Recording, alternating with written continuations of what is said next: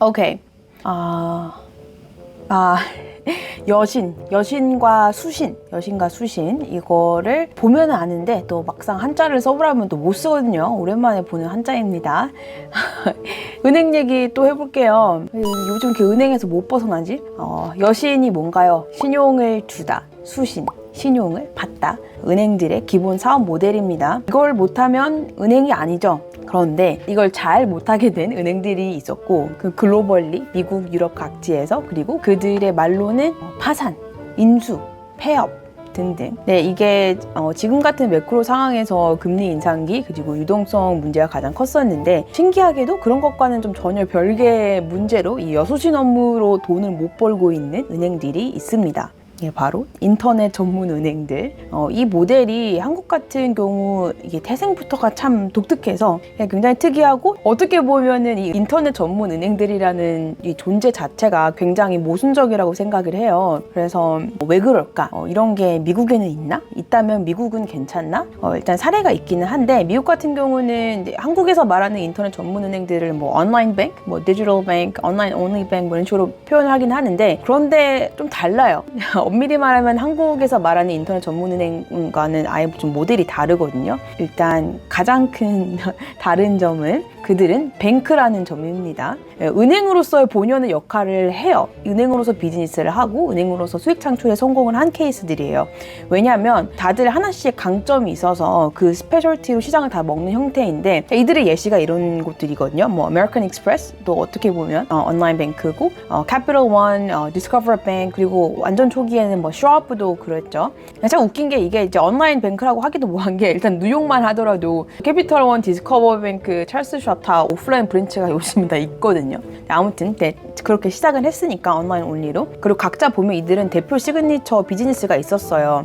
뭐 예를 들면은 찰스 슈왑 같은 경우는 원래 완전 초기에 뭐 하이힐드 체킹 어카운트 이런 걸로 굉장히 밀고 있었고, 그리고 증권 계좌 쪽으로 강했고, 리테일에서. 그리고 뭐 아메리칸 익스프레스 이거 완전 카드의 대명사, 프리미엄 카드 서비스의 대명사가 돼서 이걸 중점적으로 비즈니스를 시작을 했고, 그리고 거기서 자기들 강점 살려서 나중에 뭐 카드론, 개인 대출 시장도 가져가고 이런 식인데, 한국 인터넷 전문은행은 사실 매우 다르죠. 특히나 뭐 IT 스타트업 기업으로서 있다가 나중에 은행 라이선스를 받고 뭔가 은행으로 승격된 그런 케이스라서 그런 것도 있고, 아무래도 한국 같은 경우는 이제 정부 규제에서 벗어나기 힘든 범주에 있어서 이들에게 요구하는 게 많습니다. 정부에서 은행한테 자꾸 착한 일을 하라고 해요. 이 은행의 공공성에서 벗어날 수 없는 운명이라서 애초에 이들을 미국이랑 비교하는 것 자체가 좀 말이 안 되는 것 같기는 해요. 그래서 이번에는 한국 은행들 얘기를 해봅시다.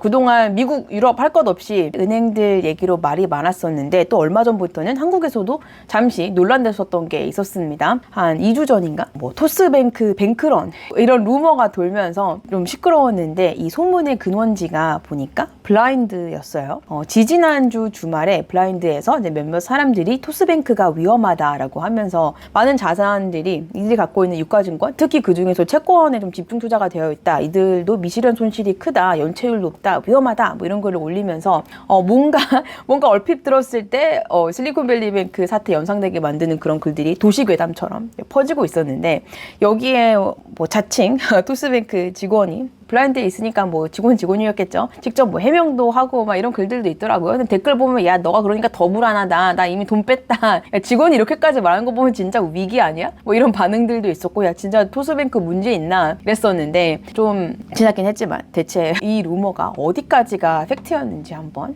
알아봅시다. 일단 뱅크런이 어떻게 나오게 된 얘기인가, 이 블라인드 글의 논리를 한번 살펴보면, 블라인드 글의 논리가 있는 것 자체가 웃기지만 있을 수도 있잖아요. 크게 두 가지 포인트가 있었던 것 같아요. 일단 상대적으로 높은 이 유가증권 비율이 있었고, 그리고 두 번째는 토스뱅크가 설립 초기에서 일단 0에서 시작해서 계속 치솟았던 연체율 부분이 있어요.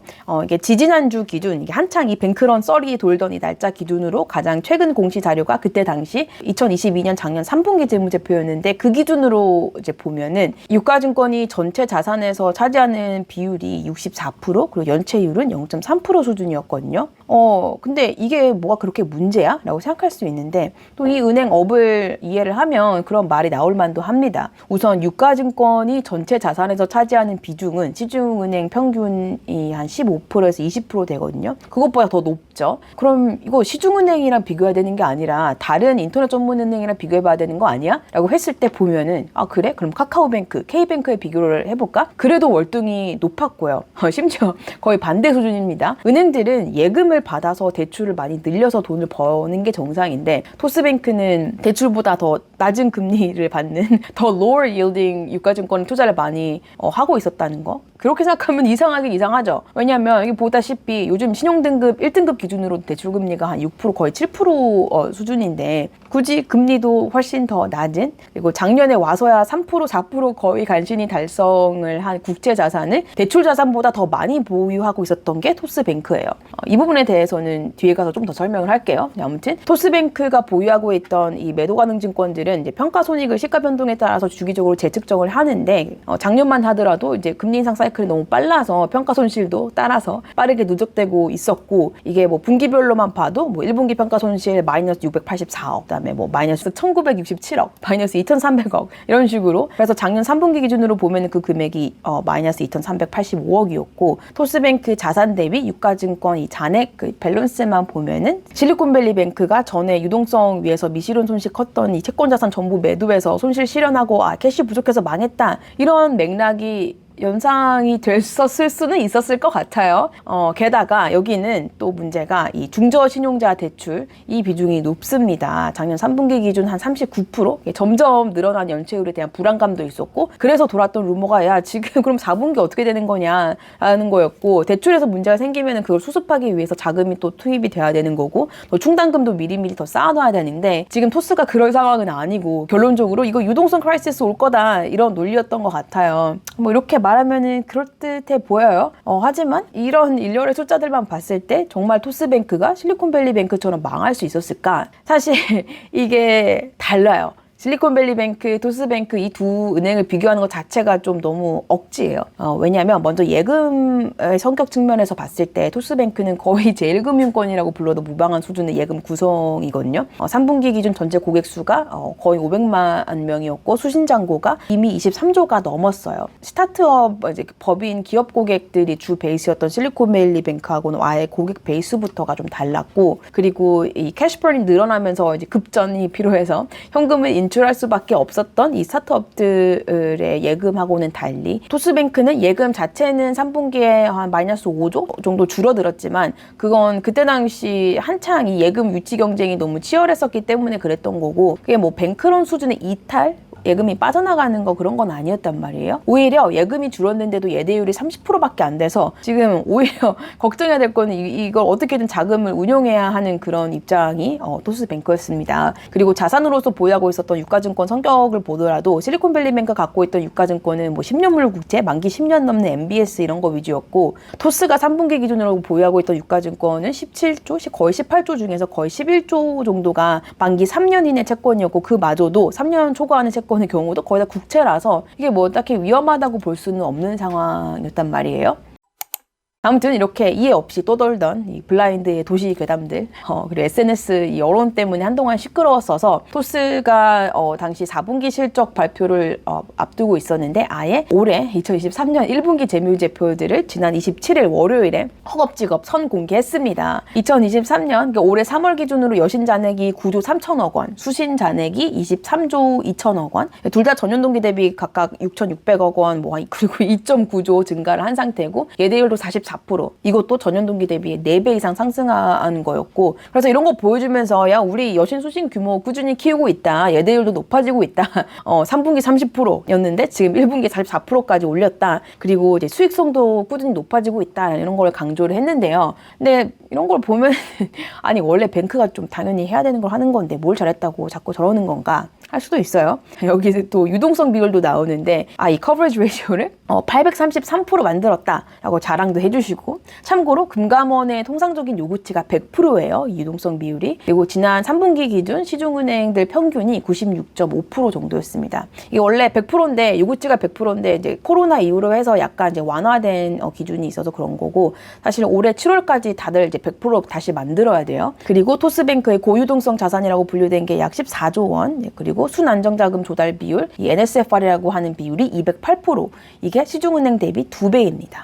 또 최근에 유상증자를 해서 총 1.6조 원 정도 자금을 추가로 확충했다라고 얘기를 했어요. 그러면서 아무튼 포인트는 우리 유동성 충분하다라고, 괜찮다고 이제 어필을 했습니다. 그리고 금감원에서도 나섰어요. 이제 금감원 입장에서는 이런 루머 및 우려가 커지는 거를 이제 미리 방지를 해야 되기 때문에 그런 말이 돌고 나서 이제 며칠 후 우리 이복현 금감원장님도, 다른 인터넷 은행들은 자산에서 채권 비중도 낮고 대부분 증권도 단기채 위주로 구성이 되어 있기 때문에 가격 변동 위험도 크지 않고 밸류에이션 위험도 크지 않다, 이런 식으로 좀 이제 언급을 하면서 이제 사태를 지금 진정을 시켰고, 그리고 뭐 이런 식으로 문제가 일단은 그렇게 단락된 것 같아요. 하지만 사실 이 문제가 어떻게 보면은 지난 한 2주 전 3월 24일에 토스뱅크에 출시됐던 이 논란의 상품이 있었어요. 이 선이자 예금. 선이자 예금이라는 상품이 트리거가 됐던 것 같기도 해요. 토스 입장에서는 이 상품을 왜 출시했을까 생각을 해보면, 아니 이자를 먼저 주면서 이제 어쨌든 마케팅 비용이라 생각하고 소비자들한테 뭐 신선하다 이런 좋은 반응을 이끌어내려고 했었던 거겠죠. 그런데 이게 평소 같았으면 일단 돈부터 받고 내 돈을 맡겨달라고 하면서 뭐 이게 꿀인가 싶었겠지만, 요즘처럼 은행 쪽 리스크 걱정이 한창일 때 이게 선이자 이러고 있으니까 뭔가 뭐 이런 거 연장시키기도 하고, 야 니네 사업에 근본적인 리스크가 있으니까 너네 지금 뭔가 문제 있는 것 같으니까 선이자 주고서라도 예금 유치하려는 거 아니냐, 이런 말도 나돌고, 요즘 소비자들이 그렇게 바보가 아니거든요. 아무튼 이런 잡음 속에서도 토스는 지난 31일 4분기 실적을 발표를 하면서 우리 연내 흑자 전환을 할 거다라고 당당하게 얘기를 했습니다. 돈을 싸게 빌려와서 비싸게 빌려주는 이 은행, 이 보이원의 비즈니스의 특성상 예대율이 중요한데, 이 여신잔액이 꽤 빠르게 성장을 했고 예대율도 좀 올라오고 있는 덕분에 이런 이자 장사라고 볼 수 있는 이 순이자 손익이 재작년 말, 그러니까 2021년 말 대비 흑자 전환을 해서 2,174억이 되기는 했어요. 이렇게 보여주면서 지금 아직 적자인 이거는 충당금을 우리가 선제적이고 보수적으로 많이 잡고 있어서라고 설명을 하는데, 근데 어떻게 그 전에는 순이자 손익이 마이너스일 수가 있지? 아무튼 뭐 여기까지는 일단 그들의 계획이라고 봐도 좋을 것 같습니다. 그리고 또 사업에 있어서도 이게 뭐 전세, 월세 자금 대출, 그리고 지방은행 공동 대출 이런 상품들을 계속 새로 출시를 하면서 이 수익성, 안정성을 강화하겠다고 했는데요. 근데 일단 이 전세, 월세 자금 대출 상품 같은 경우는 계속 미뤄져서 출시를 아직은 미정인 것 같기는 하고, 공동 대출 얘기도 최근에 나온 얘기라서 정확히 어떻게 구현될지는 잘 모르겠네요. 아무튼 이번 루머의 불안 요소 중에 하나였던 이 채권 평가 손실도 크게 줄었대요. 이제 4분기에는 마이너스 1,195억 원, 그리고 올해 3월 기준 마이너스 683억. 이게 아마 기준금리 인상 거의 끝나가면서 시장금리도 좀 안정화되는 추세이고 평가 손실이 그러면서 줄어들었던 것 같은데, 이렇게 되면은 단기순이익이랑은 상관이 없어도 적어도 여기 나오는 이 기타 포괄손익 이런 것들이 좀 개선이 되겠죠. 그래서 이 블라인드 괴담에 대한 이제 결론을 좀 내리자면, 토스뱅크는 지금 얘네들 지금 문제가 유동성 문제가 아니라 흑자 내는 게 더 문제인 것 같습니다. 토스뱅크가 사실 토스뱅크뿐만이 아니라 사실 원래 뱅크가 흑자 전환을 위해서 해야 될 일은 굉장히 간단해요. 대출 더 하고 예대율 더 끌어올려서 수익성 확보하고 연체를 관리하고 뭐 그러면 되거든요. 그냥 은행이 은행으로서 일을 하면 됩니다. 그런데 아까 작년 3분기 기준으로 카카오뱅크랑 K뱅크랑 비교했을 때 이들은 토스랑은 다르게 이미 유가증권 비중이 낮고 대출 비중이 높으면서 예대율도 당시 토스의 한 2배 넘는 수준이었잖아요. 그럼 여기서 드는 의문점은 왜 토스는 이렇게 하지 못했나? 예금도 23조 넘게 있는데 왜 절반도 안 되는 이 9조 정도밖에 대출을 못하는 걸까? 일단 한 가지 중요한 이유는 토스가 이제 자랑스럽게 미는 이 중금리 대출이 있습니다. 토스는 작년 말 기준으로 중저신용자 대출 비중이 40%가 넘었어요. 그래서 우리는 토스뱅크는 인터넷 전문은행 본의원의 역할인 이 포용금융, 이런 단어, 이 한국에만 있는 이런 신기한 단어, 포용금융에 충실하고 있다라면서 강조를 하고, 기존에 이 금융당국이 약속했던 이 44%라는 수치가 있는데 우리 이 44% 잘 달성할 거다라고 했는데, 그런데 문제는 이 중저신용자 대출을 그렇게 막 하고 싶다고 막 팍팍 늘릴 수 있는 그런 게 아니에요. 왜냐하면 은행이라면 반드시 지켜야 하는 이 BIS 비율이라는 게 있습니다. 이건 사실 제가 은행 얘기할 때마다 설명하는 거니까 보세요. 저의 과거 영상을 보시면 설명이 잘 나와 있습니다. 하지만 안 볼 테니까 다시 설명을 해보자면, 은행이 보유하고 있는 자산들의 이제 위험 가중치라는 걸 적용을 해서 위험 가중 자산, 이 RWA라는 걸 계산을 해요. 그리고 결국 이 위험 가중 자산 대비 자기 자본을 일정 비율 이상 유지를 해야 된다는 건데, 우선 토스뱅크는 2021년에 막 영업을 시작했기 때문에 그때 당시 다른 시중은행들과 똑같은 이 바젤 3 기준을 바로 적용하지는 않고 올해까지는 바젤 1 기준을 적용 중이긴 합니다. 그래서 토스뱅크는 최소 8%의 BIS 비율을 유지를 해야 되는데, 이게 작년 말 기준 얘네가 지금 11.35%니까 이제 그 threshold를 넘기는 했지만, 토스뱅크가 만약에 지금 현재 자기 자본 수준을 유지한다고 가정을 했을 때 이 상태에서 대출을 조금만 더 늘려도 이게 금방 8% 밑으로 떨어져요. 작년 말 BIS 자기 자본이 지금 9,951억 원인데 거의 1조라고 가정을 하면 쉽게 8% 기준 위험 가중 자산이 최대 12.5조까지 가능하다는 뜻이겠죠. 그러면 대충 한 4조 정도 위험 가중 자산을 더 늘릴 수 있다는 뜻이고, 이거를 바젤 1 기준으로 BIS를 계산을 해보면 소매 대출 같은 경우는 포지션의 75%가 RWA로 잡혀서, 이걸 또 다시 계산을 해보면 대출을 5조 3천억 원 정도 더 할 수 있다는 뜻이겠죠. 그런데 이렇게 나름 뭔가 풀로 땡겨도 수신이 23조라고 했으니까 예대율은 한 50% 정도 좀 넘는 수준이라, 현재 다른 인터넷 전문은행이랑 그리고 시중은행 수준이 한 90에서 100% 도달하는 데에는 아직 무리가 있어 보이고요. 그래서 아까 똑같은 걸로 돌아와 볼게요. 아까의 그 대출 성장세를 다시 보면은 이게 아까는 뭐 66%, 21%, 7.6% 이렇게 이제 줄어드는 것도 총 잔액이 늘어나서도 분명히 있겠지만, 이 BIS 비율을 지켜야 되기 때문에 공격적으로 확장하기가 어려운 문제가 보이죠. 그래서 이 성장 숫자에는 이 슬픈 전설이 있다는 거, 슬픈 전설? 슬픈 사연이 있다는 거. 결국 대출을 더 잘 하려면 이 RWA보다는 자기 자본이 더 높아야 되는 게 맞는데, 그럼 자기 자본은 어떻게 늘리나요? 오가닉하게 돈을 잘 벌어서 늘리는 방법도 있지만 증자를 해버리는 방법도 있죠. 그런데 토스뱅크는 이미 그동안 유상증자를 꽤 많이 했어요. 이거 봐요. 이게 유상증자 히스토리야 이렇게 많아. 가장 최근 3월 중순에 2천억까지 한 거까지 합하면 총 9번을 했습니다. 그러면서 뭐 이번에 뭐 2조 밸류를 인정받았다 뭐 하는데, 이놈의 밸류. 그래서 어쨌든 카카오뱅크에 비하면 한창 모자라고, 카카오뱅크는 거의 6조잖아요. K뱅크보다도 더 적은 자본 규모예요. 이렇게 이 끝없는 유증을 하면서도. 그래서 총 자본금이 원래 1조 4,500억 원에서 여기서 이번에 최근 유증 한 2천까지 더해져서 이제 겨우 1.6조 원이 된 거죠. 은행이 유상증자를 해서 돈을 끌어오다니요. 아무튼 아까 작년 말 자료 기준으로 BIS 자기 자본이 대충 1조였잖아요. 단순하게 2천억이 BIS 자기 자본에 추가되었다고 생각을 하면은 이게 1조 2천억 원이고, 그러면은 이제 풀로 실행할 수 있는 대출이 한 20조죠. 뭐 올해 3월 기준 대출 잔액이 9.3조 원이라고 했으니까 아주 이상적으로는 앞으로 한 10조 정도 더 대출할 수 있는 이 룸이 남아 있는 거고, 이렇게 해야만이 예대율이 90%, 100%가 나올 수 있는 거죠. 근데도 문제가 그게 끝이 아니에요. 이 정도 자본으로도 충분하지 않죠. 문제가 3개가 더 있어요. 일단 예대율이 적정 수준까지 오를 때까지 적자가 계속 날 수밖에 없는 구조이기 때문에, 이 적자 구조 때문에 BIS 자기 자본은 계속 줄어들 거라는 점. 안 그래도 토스뱅크는 이미 지난 2021년에 800억, 그리고 2022년 작년에 2,644억 결소은이 나왔고, 이게 자본이 잠식되고 있어요. 분기별로 나눠서 봐도 뭐 마이너스 650억, 마이너스 580억, 막 589억, 마이너스 476억, 마이너스 925억 이런 수준으로 누가 봐도 줄어드는 추세는 아니다. 그런데 이제 토스뱅크 입장은 작년 한 해 동안 순이자익이 2,100억이었는데 2월 기준 이미 700억 돌파했다. 그러니까 우리 앞으로 적자 폭이 크게 감소할 거고, 이 기타 포괄손익 누계액에 잡히는 미실현 손실 역시 줄어들었다라고 주장을 하고 있기는 해요. 그런데 또 그렇게 봐도 이 이자 수익이 늘어난 것조차도 비용 구조가 어떻게 나왔는지 다 따져보기 전에는 사실 모르는 거고, 그리고 적자 폭이 축소되는 거랑 흑자 실현이랑은 좀 별개니까요.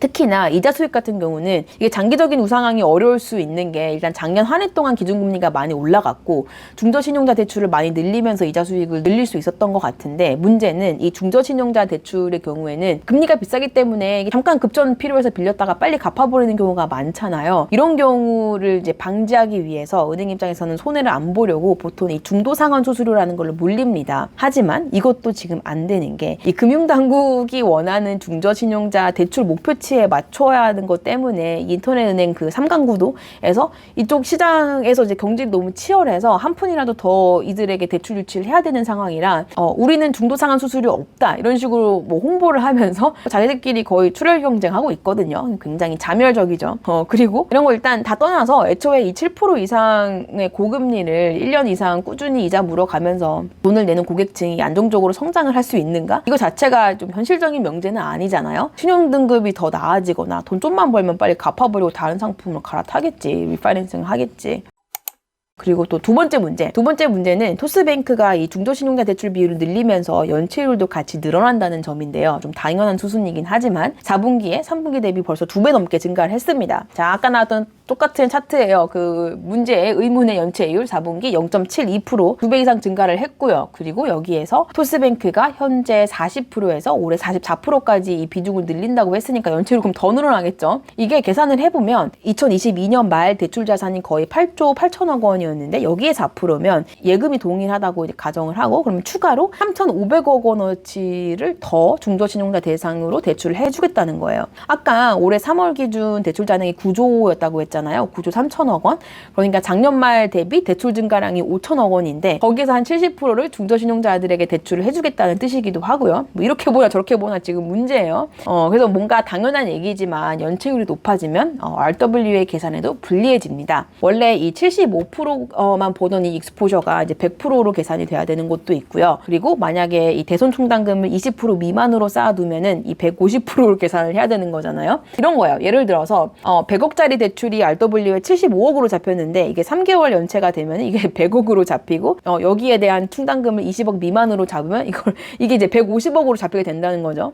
물론 아직 전체 대출 대비 차지하는 비중은 매우 작지만 이 증가율이 꽤 빠른 것 같아서 주의할 필요가 있다. 그래서 이 관점으로 아까 봤던 이 토스뱅크의 대손 충당금 적립률 이걸 보면은 아까 봤던 똑같은 숫자가 느낌이 달라집니다. 보수적으로 경영하기 위해서 RW 때문에 충당금을 충분히 쌓아둔 건지 아니면 사실은 생존에 필요해서 어쩔 수 없이 그랬던 건지 필요해서 그런 거라면은 이거를 지키기 위해서 순이익이 과연 얼마나 빨리 개선될 수 있을까 의문스럽죠. 자, 그리고 마지막으로 세 번째 문제는 토스뱅크가 내년부터는 2024년부터는 단계적으로 바젤 3 기준이 적용이 돼야 돼요. 그래서 BIS 비율을 지금 8%에서 점차 이 완충 자본을 포함한 10.5%까지 올려야 되거든요. 근데 추가 자본 없이 RWA를 어떻게 늘려? 당장 순이익 안 나오고 예대율 빨리 올리기 힘들고 토스뱅크는 이 자본 확충이 절대적으로 더 필요한 상황입니다. 한국에서 은행업을 한다는 거는 정말 고난이도 일이에요.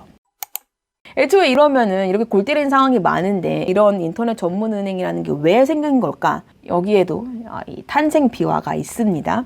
토스뱅크 같은 경우는 인터넷 전문 은행 중에서 가장 늦게 출범한 막내라서 좀 더 힘든 부분이 있었을 거예요. 애초에 그리고 인터넷 전문 은행이라는 거는 이 중저신용자 대출 확대라는 공익적인 목표가 있어서 탄생을 했던 거고요. 그리고 뭐 오프라인 브랜치 필요 없어. 그러니까 뭐 지점 인력 필요 없어. 훨씬 더 효율적이다 어떤다 하는 뭐 이런 거는 약간 모르겠어요. 그게 뭐 일단 사실이 아닌 부분도 있고 그건 그거고 그리고 원래 이런 거는 시장이 없던 게 생길 때는 혹은 시장이 없던 거를 정부에서 인가를 내줄 때는 출범 당시에 항상 이런 공익적인 비전이 있거든요. 이 소비자 편의성 여기 나와 있잖아. 금융 소비자 편의성 제고, 은행 산업 경쟁 촉진, 그리고 미래 신성장 능력 창출 이런 원대한 뜻이 있어서 이 카카오뱅크, K뱅크 이런 거 설립을 허가해줬더니 중간 점검을 한번 해보니까 막상 자기들이 세운 목표치가 잘 지켜지지가 않는 거예요. 카카오뱅크 같은 경우는 2021년 말 목표가 21%였는데 실제로는 17% 17%밖에 달성하지 못했고 K뱅크도 뭐 21.5% 얘기해놓고 뭐 한 16.6%밖에 달성을 못했어서 정부 입장에서는 이제 후발주자인 토스뱅크한테 굳이 허가를 내주고 싶은 입장도 아니었을 거예요. 그런데 토스 같은 경우는 은행업으로 진출을 하면서 이 은행업이 전사 차원에서 굉장히 중요했을 거고, 그리고 이 라이선스가 절대적으로 중요한 우리나라 이제 은행업을 생각해 보면 2021년 10월부터 토스뱅크 영업이 시작이 됐어요. 그러면 10월부터 이제 은행업 인가가 나왔다는 건데, 그 은행 라이선스 받으려고 먼저 받았던 카카오, K뱅크보다 훨씬 더 어렵고 기준도 더 높아져야 됐을 테고, 그래서 이 출범 초기부터 먼저 시장 진입한 경쟁사들이 실제 달성한 이 중저신용자 대출 17%의 2배 이상인 34.9%를 내세우면서 우리가 더 잘할게요, 우리가 더 잘할게 이러고 일단 지르고 본 것 같습니다. 그렇게 극적으로 이제 은행업 인가를 받고, 그래서 토스뱅크한테 이런 지금과 같은 딜레마가 생긴 것 같아요. 이게 완전 악순환 고리거든요. 적자라서 자본 잠식 때 그럼 빨리 흑자 전환 필요해. 그러면 이제 돈을 벌기 위해서 예대율은 또 올라야 하고, BIS 비율 지켜야 되고, 또 중저금리 대출 목표치도 지켜야 되고, 그럼 이것 때문에 예대율을 올리려면 자본이 더 필요하고, 적자라서 어필할 게 없으니까 어필할 거라고는 이 플랫폼 기반의 우리 유저들 지표 이런 걸로 밀고, 이것마저 없으면 망하니까 마케팅에 계속 돈 쏟아부으면서 유저 수는 계속 뽑아내야 되고, 이 플랫폼 사업이라는 거 계속 지켜야 되는 거고, 간혹 신기한 이상한 상품 내놓고, 그런데 이제 돈은 또 계속 필요하니까 시장 분위기도 별로라서 정말 힘들게 겨우 증자했더니 근데 마케팅 때문에 수신도 또 올랐네, 예대율 또 올리기 힘들어지고, 적자 나고, 돈 필요하고, 뭐 계속 이런 슬픈 순환고리가 이어지고 있는 것 같습니다. 정말 지금 새로운 상품이나 뭐 새로운 정책 지원 뭐가 됐던 좀 새로운 타겟책이 필요한 시점인데, 그래서 최근에 이 은행권 이 경영 영업 제도 개선 TF가 실시가 됐어요. 카카오뱅크, 토스뱅크, K뱅크 이렇게 구성된 인터넷 전문 은행 협의회에서 정부한테 몇 가지 건의사항을 냈어요. 뭔 건의냐? 경쟁 확대를 위해서 뭐 대출 이동제 활성화, 뭐 중저신용 대출 비율 목표를 완화시켜 달라, 인터넷은행 그리고 지방은행 상생이 공동대출 뭐 이런 것들을 건의를 했는데, 대출 이동제 이거는 뭐냐면 이 중도상환 수수료 면제해 달라, 그리고 인터넷 전문 은행이 더 싼 금리 제공해서 대출 갈아탄 사람들은 이 중저신용 대출 비율 계산해서 빼달라, 그리고 가계대출 말고 개인 사업자 대출도 대출 이동할 수 있게 이제 범위 좀 확대해달라, 뭐 이런 뜻이고요.